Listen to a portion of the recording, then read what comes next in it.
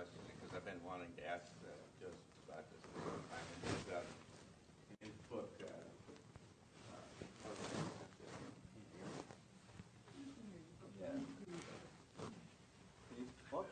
he talks about a very interesting conversation that he had.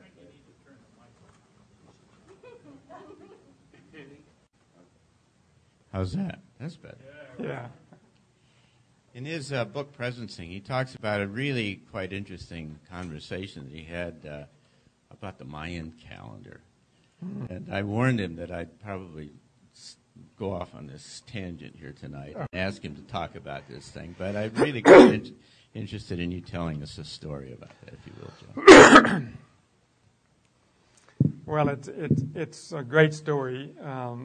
It's a little far out, but I think you all will understand it.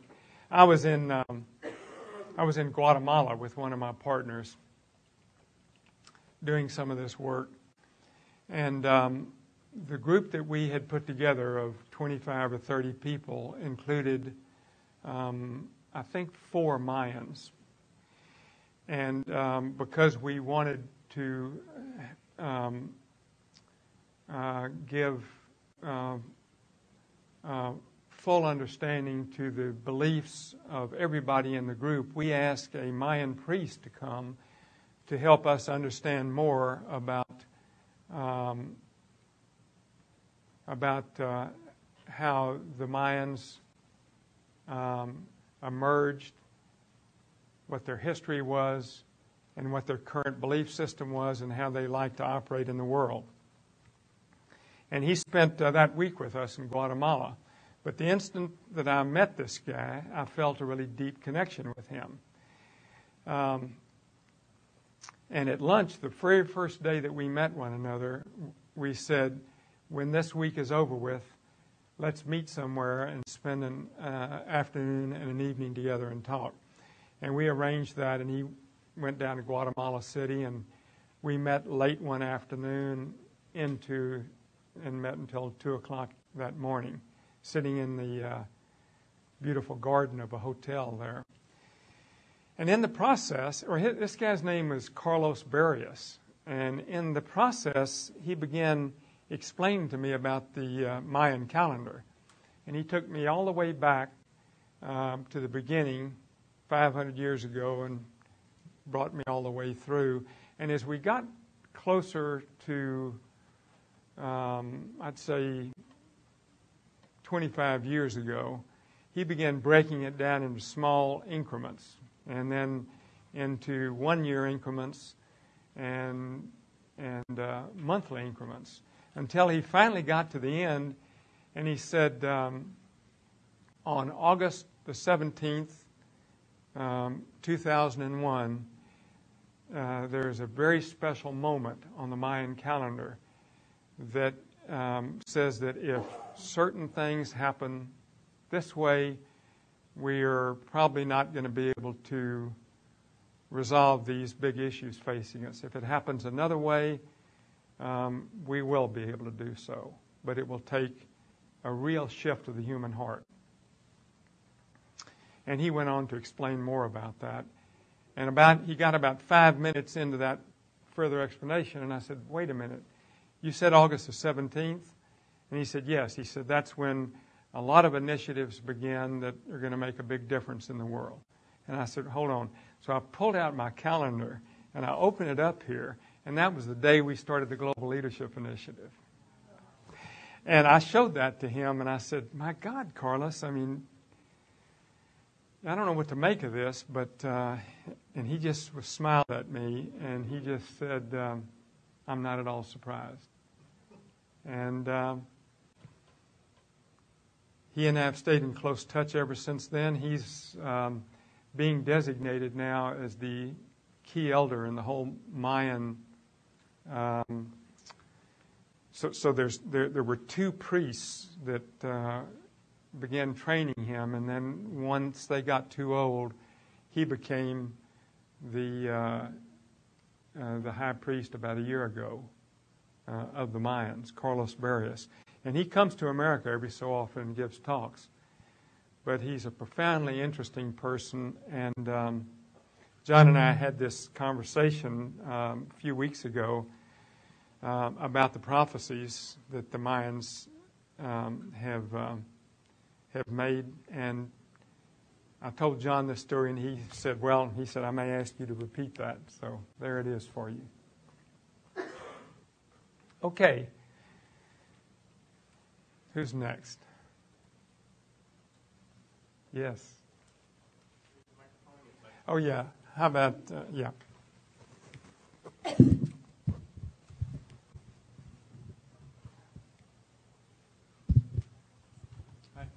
My question is for you. Is about quantum physics. Yes. You said that your meeting with David Bohm was a pivotal moment for you. Yes. Something I've been thinking about with the whole, because quantum physics is very popular with, it's just sort of, it's quite popular as an explanation for what we've been told through history from the spiritual masters, that in fact there is only one thing happening, and so people would take something like what Dr. Bohm shared with you and say, well, okay, so here's the scientific proof for it. Mm-hmm. And I'm curious what your take is on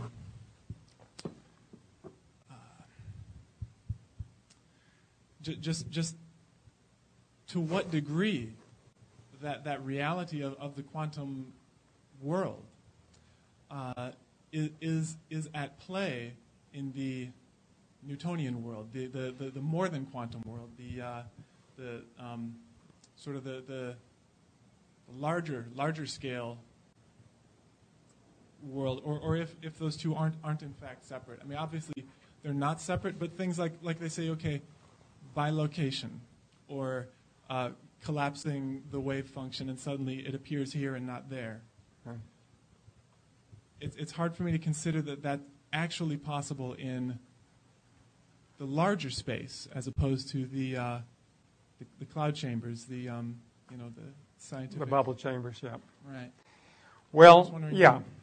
So it would take somebody different than me to get deeply into this. I think Tom Rottenberg might be able to do something as my partner here. But I can just tell you that that Dr. Bohm opened the door for me slightly that day. And in reading everything I get my hands on the years after that, and in dialogue with other people who trained under him, I began answering for my own satisfaction the very same question that you are posing, generally today. And that is, I can understand this theoretically, I can see it under certain circumstances, but is this really the way the world is constructed, generally? And I have come to believe that there are such great mysteries around this, I may never really understand it. But the more I operate in this sort of quantum universe, the more I realize how effective it is. And when I talk about presencing and doing this not only individually but collectively, a lot of the things David Bohm told me about that day I find completely operational and useful, intensely useful. So, for example, when we do these big labs and we're asking people to drop down into that place of deeper knowing that Dr. Arthur talked about, what we will do is do some before people go out into nature, we will actually do what we call some entrainment exercises, which are meditation and some visualization exercises, and get people to not only understand cognitively, because we actually tell them some of these things, but to have them experience how they can actually take part in this non-local sort of universe that he talks about. We give them these experiences. We put them out on solo for 3 nights and 4 days, and they come back, and these are, highly accomplished people who know very little about quantum theory and about this other realm, this implicate order that David Bohm talks about. But they begin describing their experiences, which are experiences of one another when they've been separated for 4 days, having the same dreams and things like that. So when David Bohm talked to me about bringing people together so that they can operate as a single intelligence, and then they come back off the mountain, and we begin asking them to, in these ways that these processes that we have, to help people begin operating collectively in this new domain. Then when they start operating as a single intelligence and they start creating breakthrough solutions, 100, 150, 200 at a time, just like that, I actually know that this way that Dr. Bohm was talking about is operational. I mean, that's just one little example. And his whole point to me was that there's a field that's known as the 0 point field. He called it the implicate order. But he said people affect the field around them by their intention and their way of being. And if people could learn how important those two aspects are, their intention and their way of being, not what they do so much, but their way of being, that this could have a profound effect not only in their own system, but in the whole larger system.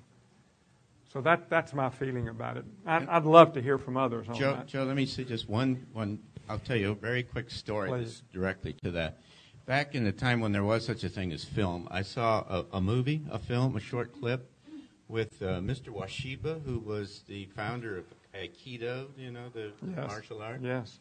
To where he had 10 people coming after him, trying to fight him. And he immediately transposed himself outside. He watched it on the movie, and suddenly he was there, and then he was outside. Yes. And he moved himself instantaneously. Yes. And they asked him to go do it again, and he said, it'll take so much energy to start to shorten my life or so on. But the point is that somehow there are literally folks who have been able to figure out how to pass that barrier, that self-imposed barrier that you talked about, and be able to do these kinds of things. Betty Sue Flowers, who is a co-author of Presence, told Otto and Peter Senge and me one day that she was in India working with Bill Moyers, so the television journalist Bill Moyers, and she is the one that created with Bill Moyers just about everything he's done. She's written it and produced it for him. So they were in India together doing a whole series on health. I've forgotten. Healing in the Mind. That's what it was. So they were doing all of this, and they had a movie camera going the whole time, and they had the very same experience. Tai Chi Master. Yeah, and they had the very same experience. And I said, well, Betty Sue, where is that? I'd like to see that film. He said, Bill and I decided that we wouldn't put that in the series because it was just too fantastic. People wouldn't believe it. And they would think we set the thing up in some way.